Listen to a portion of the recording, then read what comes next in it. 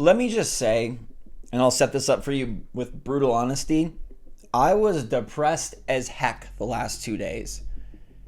It maybe isn't justified, maybe it's kind of silly, but literally Summer Game Fest put me in a absolute trench. It put me in a big divot. I felt like things were going pretty good, and then I saw that, and for the first time in a long time, I questioned what the heck I was doing in the gaming space because I dislike that show so much, and we have no clue when Nintendo's next thing is coming.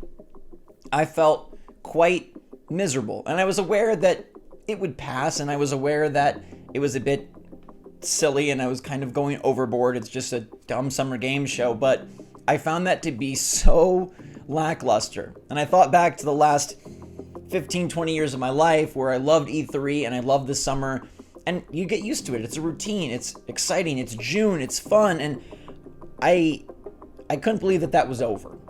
Sometimes it feels like it's ebbed and flowed, but this was to me the bottom out point. So I woke up this morning 2 minutes before the Xbox showcase, still hoping for a Nintendo Direct in the coming weeks, but I decided to give this a chance. And goodness gracious, the summer is saved.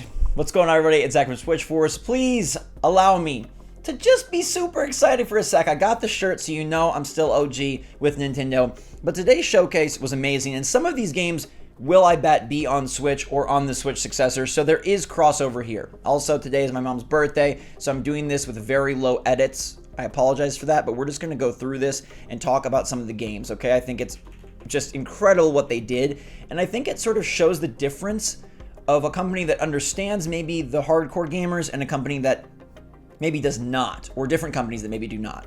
Whereas every other showcase I felt was focused on games as services, online opportunities, massively multiplayer, Xbox seemed to get that the main video game is still between you and the experience on your console. That's what a video game was, that's what a video game is, and to me, that's what a video game always should be. There's room and space for multiplayer, of course, for games as service, of course, but things like this are what's really incredible. I loved this Fable trailer. It's in-game footage, but at the same time, it's not gameplay, so call it in-game footage if you want. The real game probably will not look this good, but this is an incredible first opener, and I love that they're sort of setting the idea that Fable is getting more modernized, right? Dave, this vegetable enthusiast, ends up being a huge giant. Like, that right there could be gameplay, by the way, but looks amazing, and it seems to be advancing forward and leaving behind maybe some of the Peter Molyneux humor and merging more in towards something that fits better for 2024 or 2025. I thought this trailer was super duper fun and a really great start to just say, hey, we're not going to hold this back. We're not going to make you wait. And I feel like that's what every other showcase did. But they made you wait and didn't deliver. They were like, hey, wait for the big thing. Oops, we don't have a big thing. Microsoft just said, let's get Fable out of the way in the beginning. It's kind of goofy. It's got some really great graphics. I mean, this guy looks insane. Facial capture is spot on. Your created character, giant beanstalk, Fables, it's Fable. It's been expected and anticipated for a long time. I thought that was a great start. This right here, South of Midnight, looks fantastic. Zero idea what gameplay will be, but it is a third-person action game from Compulsion, the people who brought us We Happy Few. Now, I thought We Happy Few could have been my dream game. It was like BioShock, but really, really going for it in a much more drugged-out, ethereal, kind of creepy, crazy world. It turns out they didn't have the budget, nor maybe the design chops to really make that vision a reality, and the game felt very stilted, choppy, and I didn't end up liking the finalized product, despite my affinity for the early demos. This is Compulsion back with more team, more money, and the backing of Microsoft to make a game that looks like Princess and the Frog meets Left 4 Dead 2, and I don't know, I mean, not the gameplay, but just like the bayou nature, big creatures, this girl with crazy magic and attacks, third-person action. Microsoft needs stuff like this. Sony is the king of that type of game, the third-person story-driven game, and South of Midnight could be Microsoft's first foray into that area in recent memory. You know, they have Gears of War, but that's a third-person shooter. They have Halo, that's a shooter. They have Fable. Nothing really kind of feels like the story-driven cinematic experience that Sony typically delivers with Naughty Dog or now with Spider-Man, and so I'm thinking that South of Midnight could sort of be Microsoft's attempt at that, and that's a really awesome trailer. This was probably my favorite trailer of the show. Cannot wait for tomorrow. We're going to be streaming the Ubisoft thing. I think it's going to be a great time. It looks fantastic. This is Star Wars Outlaws.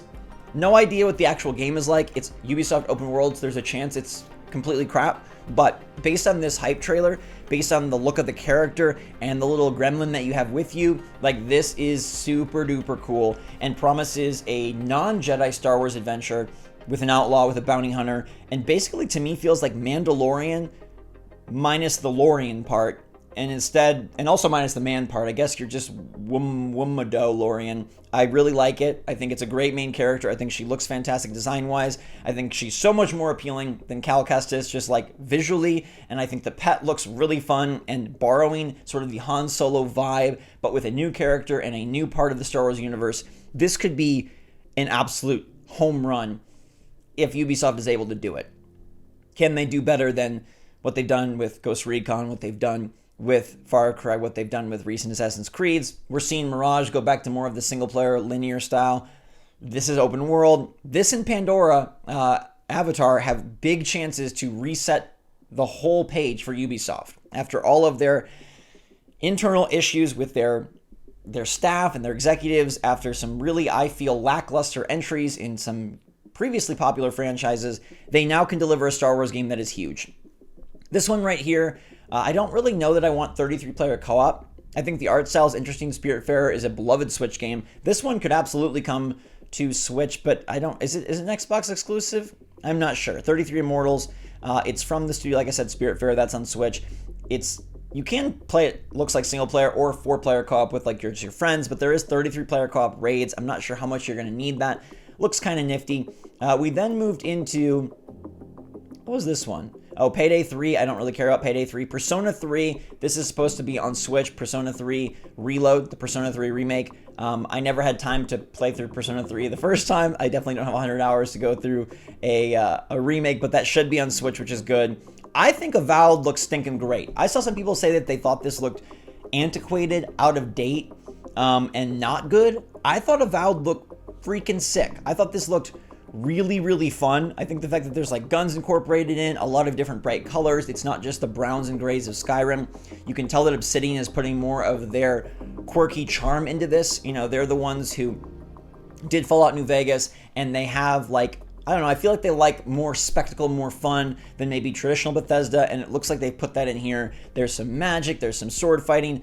I thought this looked really nice. It's supposed to be coming, I believe, early 2024, but I don't know, I'm really excited for this, and typically this style of more like medieval combat doesn't really get me going, but I thought like the colors and I thought just the way of the world looked pretty darn appealing. The fact that there's like magic baked in, some of the worlds looked really nice. I don't know, I guess maybe it's too cartoony for some, they want something more realistic, but you got Starfield for that. And we probably won't even spend too much time talking about Starfield, but Starfield is basically, I'm a Nintendo guy, but Zelda has been put on notice by Starfield. I'm wearing the shirt, but Zelda has been put on notice. That game looks absolutely incredible. Hellblade, on the other hand, visually is incredible, but I still don't know what you do in this game, and I think this was probably, for me, the most disappointing anticipated trailer, because what is this? Is it a movie? Is it a psychological study? I obviously know there's going to be exploration and combat and things of that sort, and, you know, walking sim bits, but we're years into this, and we still really don't know. Like, it's supposed to come next year, but we still have been shown very little, except, yes, they're really, really good at facial capture. Congrats. New Yakuza Like a Dragon with Naked Guy. New Capcom game, Like a Goddess or Path of Goddess. I don't know, this looks kind of cool, but it also looks like every other third-person action Eastern-inspired game that we've got over the last couple of years. So I found the colors and this kaleidoscope effect to be cool, but I'm not really sure. Forza does nothing for me. I could care less if the franchise never came out again. Elder Scrolls Online, similarly, don't care about at all. Overwatch 2, no. This was sort of a slow part of the presentation. But Starfield, I mean, they air this trailer and then they do kind of their big presentation. I think Starfield looks insane. I want to dedicate a portion of my life to this because it just looks, how are they making it possible? How are they making it happen? We got this game from the Chinese Room. No, Don't Nod first. This one should, I bet, come to Switch. And I think this looks fantastic. Climber and a little goob. I mean, what more can you ask for? There's 3 games in a row here that I think look ridiculously cool and ridiculously good, and this is the first of them. It's from Don't Nod. I don't remember the name, but basically you're climbing. You could call it a Nathan Drake simulator, but the verticality and the spectacle, it just really speaks to me. I think this is going to be one of those games similar to something like, Dear Esther or Gone Home, or maybe even something like Limbo or Inside, where it's more about the journey, more about the journey than the specific gameplay mechanics themselves, but it does look to possibly have some challenging, interesting puzzles and gameplay. I don't think it's just press up to climb and win, but the visuals are stunning, and I think this looks really great. Don't Nod has put things on Switch before. Could a crummy looking port of this come to Switch or next gen Switch? Possibly. You have to remember that many of these games, most of them in fact, are 2024. We're thinking new console in 2024, so there is a chance that this stuff does come to Switch. There's a chance that this ends up being there, and Jusant, I think, looks really Oh, this one's this fall. Okay, well then it's probably not on Switch, but I think it looks really good. This next one from the Chinese room looks fantastic. They do more of the walking sim games, but this one is about like a oil rig platform going down and some creepy monster. It's got horror elements, it's got explorative elements, it's got immersive, just insane visuals. I thought this looked so good. Forget about, Switch and whatever. This is just going to be a super fun game to play, and it's got like a very creepy element that I think will really keep you on your toes. And just another great studio coming back with a surprise. That was like the big thing here was, hey, actual announcements, actual reveals. A lot of the other shows did not have reveals, did not have announcements. They had updates. Outside of things like Sonic Superstars and Prince of Persia: The Lost Crown, it was a lot of just like, we're doing this. Oh, here's a gameplay. Something like this is balls out crazy and should have been at Summer Game Fest. This thing, to me, seems like an indie direct darling, but here it kind of got glossed over by the bigger titles. I want to draw extreme attention to this game. Look at the visual presentation. It's like cel-shaded, but done very saturated. I think it looks stupendous. It's all at once a dungeon crawler and an exploration game, and it's got some platforming elements as well. It's got minecart races, and it's got different perspectives, it seems like. I think this looks stunning. I was hoping this was going to be like a surprise shadow drop, because I would have been not making this video but playing this game. But it looks really, really cool. I think there's just a lot of visual just oomph here, and I think this girl character is really cool looking. I loved a lot of the main characters shown off at Microsoft Showcase. I thought they went across the spectrum and delivered. Dungeons of Hindenburg looks awesome and very amazing. We had our Cyberpunk segment. Hopefully, I don't know. If you like Cyberpunk, I find it hard to get back into it, even though supposedly this DLC does revamp things. I thought this was going to be a new SimCity. It's instead City Skylines 2. And then the only trailer of the week to give me chills. I'm not saying this is my favorite trailer or the best trailer, but this one did legitimately give me chills. This is the Persona adjacent fantasy kind of Persona from Atlas, from the team that did 3, 4, and 5. The style here is insane. I don't know that I've ever seen a better stylized game. I sure as heck hope this finds its way on Switch in some capacity, because this looks bananas. This looks off the wall insane. I love the typeface. I love the look of the world. I love the characters. I think like this fantastical Persona is just like over the top. The color palette being sort of dull but still colorful. This whole screen, unreal. I thought this was going to be Persona 6, but I'm not usually the biggest JRPG fan, usually the biggest turn-based RPG fan, but this looks so sweet. It's like a freaking Miyazaki movie mixed with Persona, and I love it. Like going for a fantastical styling instead of more of the evil city modern era stylings of Persona. Like, I don't know. I think this is just like, it still gives me chills. Like, it's just so visually arresting and such a crazy imagination exusion. I don't even know if that's a word, but it just exudes imagination. Like, they just put all their craziest ideas onto the screen, and I freaking love that. I think Metaphor looks incredible. I also really like the look of this game, Towerborne. This is from the people who made Banner Saga. I almost called it Banner Saga. Getting a little British here for us. Towerborne looks very appealing. I really like the Banner Saga games. They're fun on the iPad. And this looks to be a co-op adventure that isn't going to be as maybe time invested or time consuming time demanding as Banner Saga, but I love like the aesthetic, and I think it does look pretty darn cool. It's a little bit tricky to tell exactly how this is going to play, but apparently on June 13th they're going to have another demonstration of Towerborne, diving a bit deeper into what exactly the game is all about. It is a co-op adventure. I'm assuming you can also play it single player based on the fact that we do have, you know, the Banner Saga background. I can't tell if it's completely beat 'em up, if there's also going to be more party mechanics. I can't imagine that Banner Saga people would go completely just, a very simplistic game system. Is this going to be Castle Crashers Extreme? Is this going to be Banner Saga mixed with Shredder's Revenge? I'm not quite sure, but I do think it's, again, very visually arresting. Everything at the Xbox Showcase provided just a delicious experience for my eye sockets, and I was glad for that. We move on to Clockwork. BioShock Infinite 2.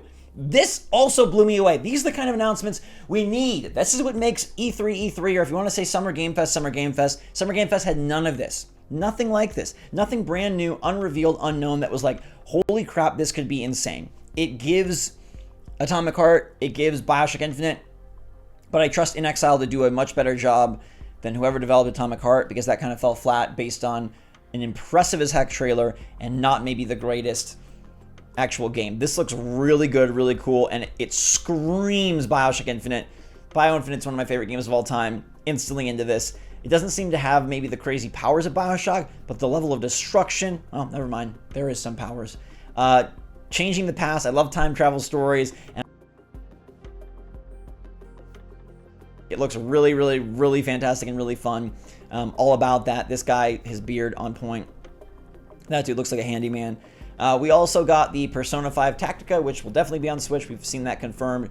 Then it was Starfield. I won't spend too much time on Starfield, but I think Starfield looks amazing. I'm so excited for this game. Again, I know it's not Switch, but let me just have my moment.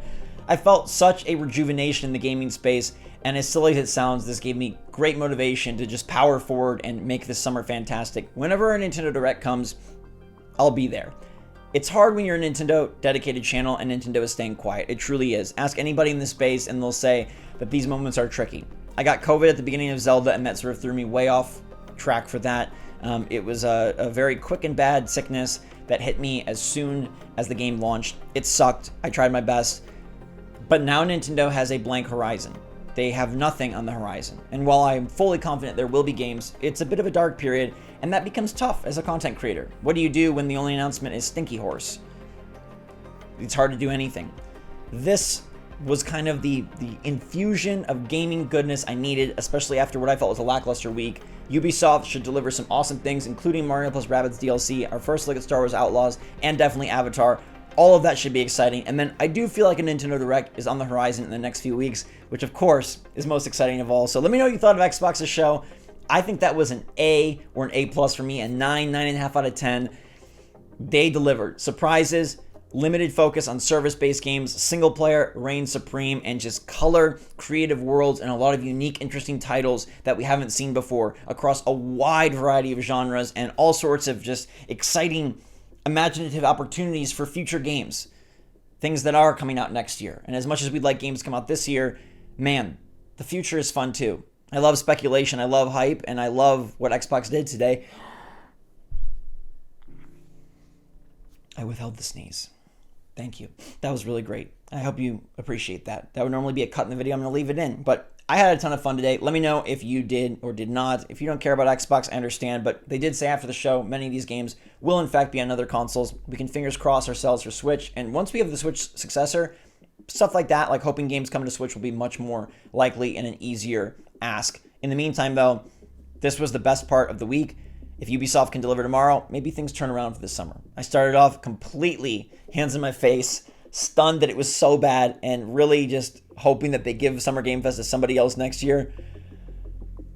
Surprisingly, Xbox saved it. I wouldn't have bet my marbles on them to do it, but they did. I love this show. I love all you. Let me know your favorite game in the comments down below. Mine were Starfield, Dungeons of Hinterberg, Metaphor. Looked freaking sweet, in Star Wars Outlaws. But let me know your favorites. There are so many good ones. Until next time, everybody, stay safe, stay healthy, stay happy, stay positive out there. Thanks again. SwitchForce, and for today, a little bit of Xbox Force. Out.